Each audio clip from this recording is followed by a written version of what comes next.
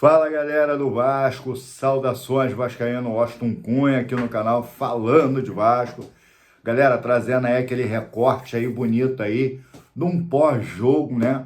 Em uma ressaca pós-dia aí do jogo do Vasco Botafogo pela Copa do Brasil, beleza? Antes de a gente falar, resenhar aí um pouco sobre o jogo de ontem, curta, se inscreva, aperte o sininho para receber notificações, todos os vídeos que a gente lançar aqui na plataforma, beleza, galera?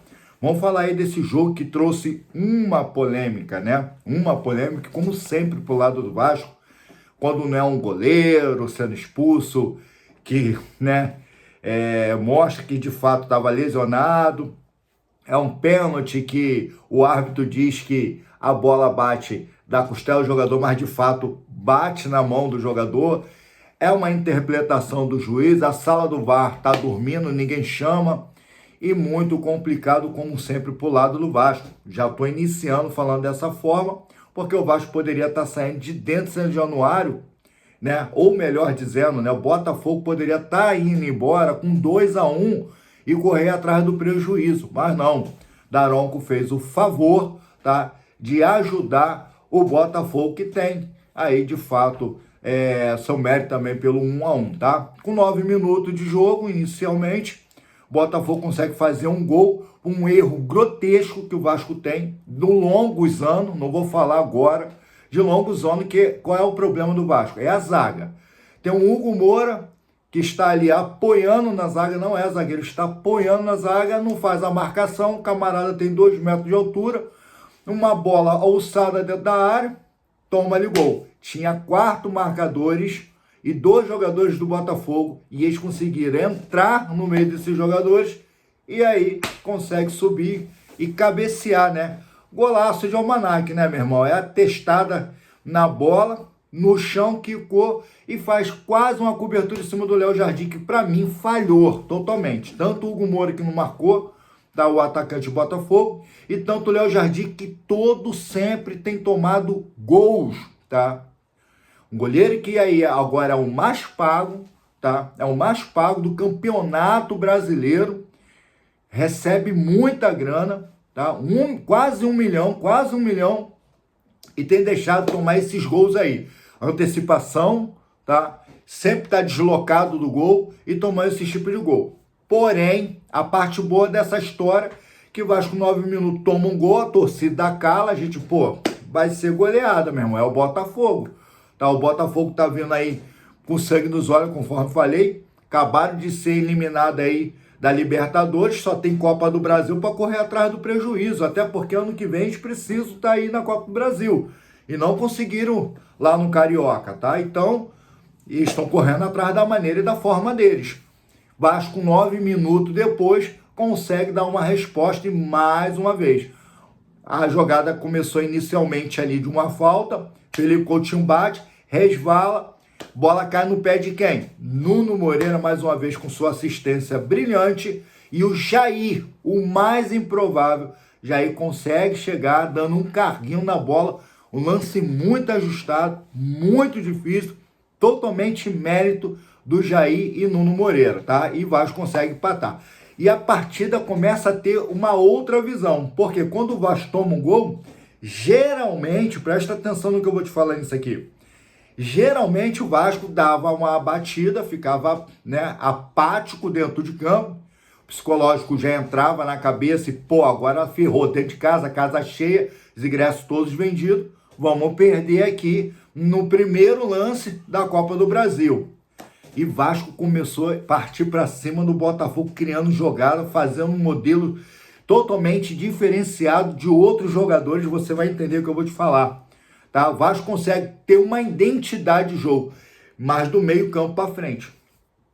Pega do volante para frente, tá? O Vasco consegue criar uma identidade, o Fernando Diniz conseguiu trazer isso pro Vasco da Gama, tá? Tirando a zaga, do volante para frente, cara, o Vasco mudou totalmente. E o Vasco começa a impor o jogo. Primeiro tempo o Vasco impôs no jogo, segundo tempo, até 15 minutos, o Vasco estava mandando no jogo. E havia uma mudança, tá? Já no primeiro tempo, que era o PH. De fato, o PH tá machucado aí, só a coxa direita aí, ele acabou saindo. No primeiro tempo ele já estava pedindo já para poder sair, já estava mancando. E isso é bem preocupante, a gente não sabe até que ponto é essa lesão, mas aguardar que dê tudo certo aí, que o PH não venha desfalcar o Vasco, tá? Porque é a parte mais forte que tem do lado direito e quando ele saiu, de fato entra o Pumita.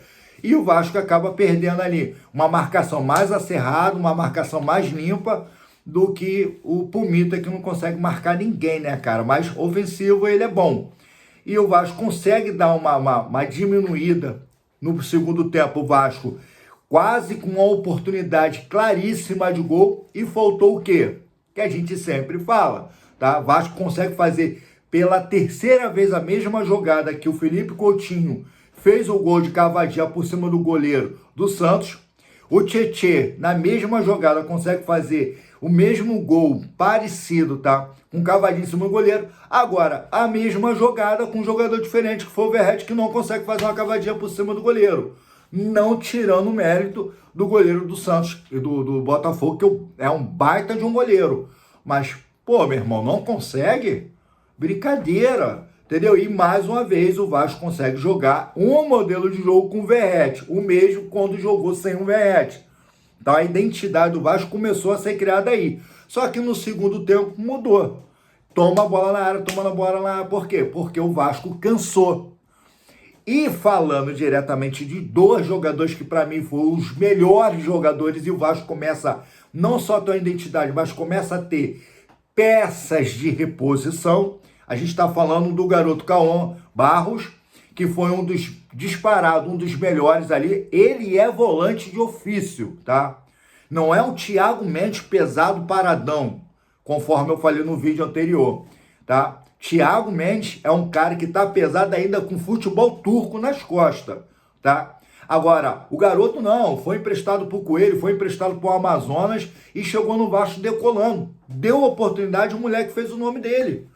Tá? E a torcida que um dia vaiou o Cauã Barros, hoje a torcida, melhor, ontem a torcida estava lá parabenizando o garoto e jogou muita bola, deu uma identidade. E assim, a minha preocupação é que o Tietê tá em alta antes da lesão dele. Só que o Cauã, ele deu totalmente a resposta que o Fernando Diniz precisa. Cara, nós temos opções em alta. Nós temos uma opção aqui que você pode contar. Esse setor aqui agora é nosso. E de fato, tirando a zaga do Vasco, que não presta há anos, tá? O volante em diante, a gente começa a ter agora o quê? A gente tirando o Hugo Moura, colocando ele na sua posição de origem, a gente tem mais qualidade no meio de campo. Só faltou o Paulinho, né? Paulinho voltar a esse futebol. E o Jair, meu irmão. O Jair foi um monstro, irmão. O Jair foi monstro. Uma das suas melhores partidas e jogou muito. Quem brilhou ontem não foi o Felipe Coutinho. Quem brilhou ontem, que jogou até um futebol também muito bom, muito pegado, chamando a responsabilidade.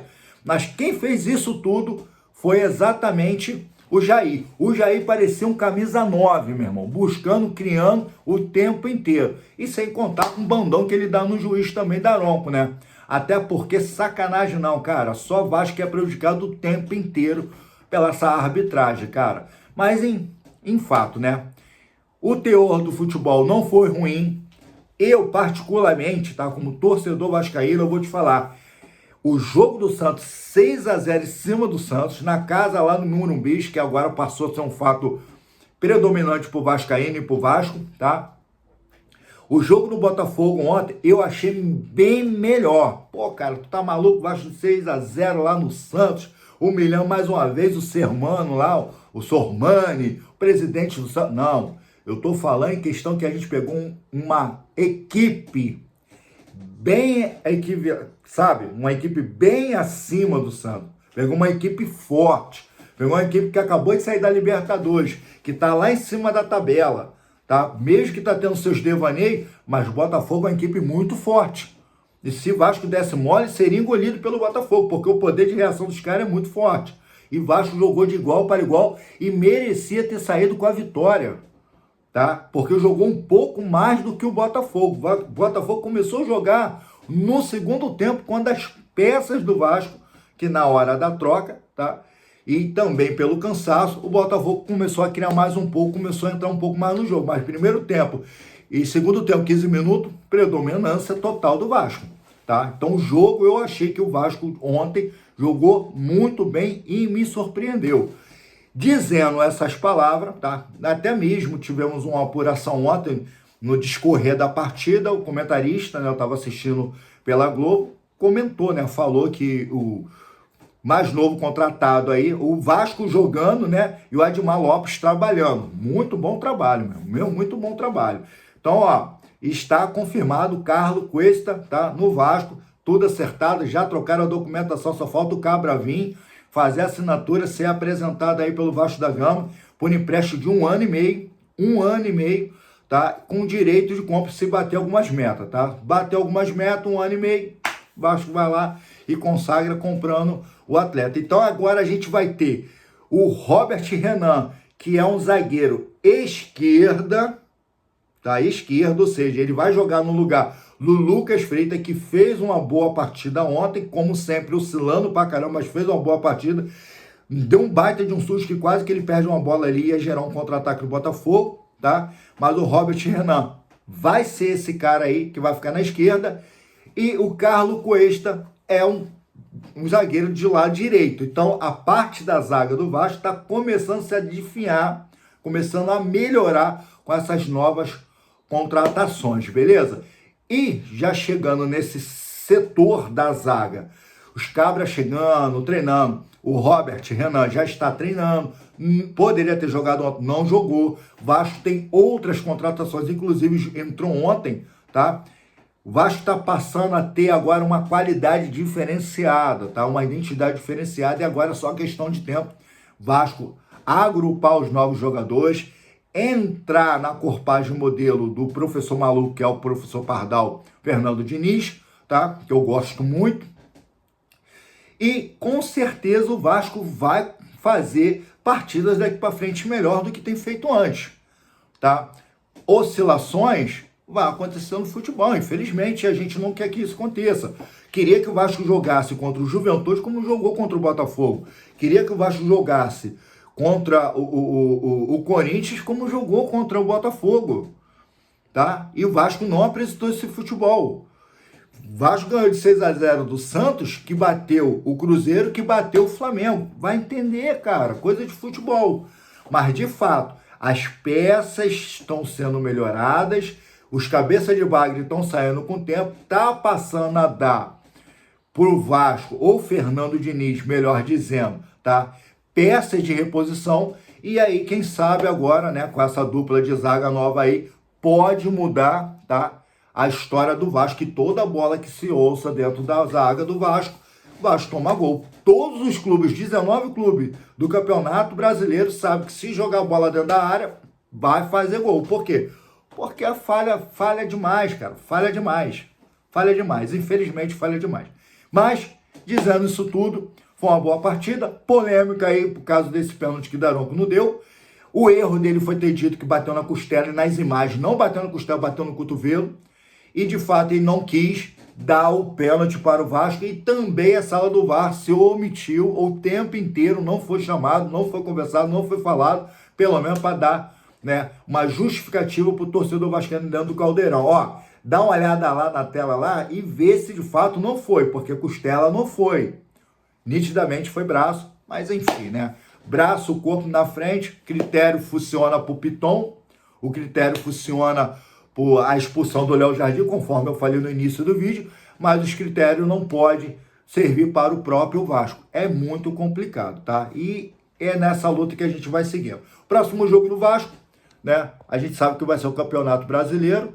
Deixa eu trazer aqui uma novidade para você. A produção vai me ajudar aqui ao vivo e a cores. Olha lá. Atlético Mineiro e Cruzeiro. Meu irmão, Cruzeiro atropelou o Atlético Mineiro. Já teve bafafá. A Cuca discutiu com o Hulk.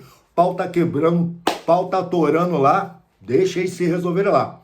Cruzeiro aproveitou golaço do Fabrício, meu irmão, no meio da rua, na bochecha da rede, meu irmão.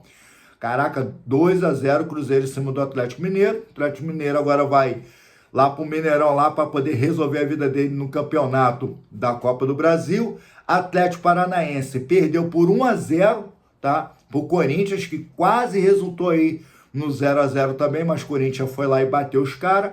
Vasco e Botafogo, 1-1, de todo ruim. Vamos resolver isso dentro do Engenhão, dia 11, tá?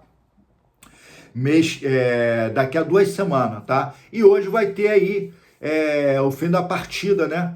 Da Copa do Brasil, da rodada, Bahia e Fluminense. Fluminense, Salvador, recebendo às 19h30 aí, Bahia e Fluminense vai ser um jogão, tá? Já se enfrentaram essas equipes aí pelo Campeonato Brasileiro, vamos ver o que o bicho vai dar aí, tá? Mas a princípio aqui, o Cruzeiro e o Corinthians adivinhou bem aí a sua próxima etapa aí, saindo das quartas de finais, beleza, galera?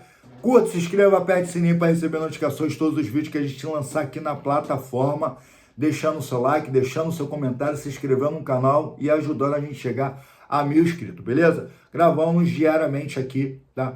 Vídeo, tamo junto, vou nessa.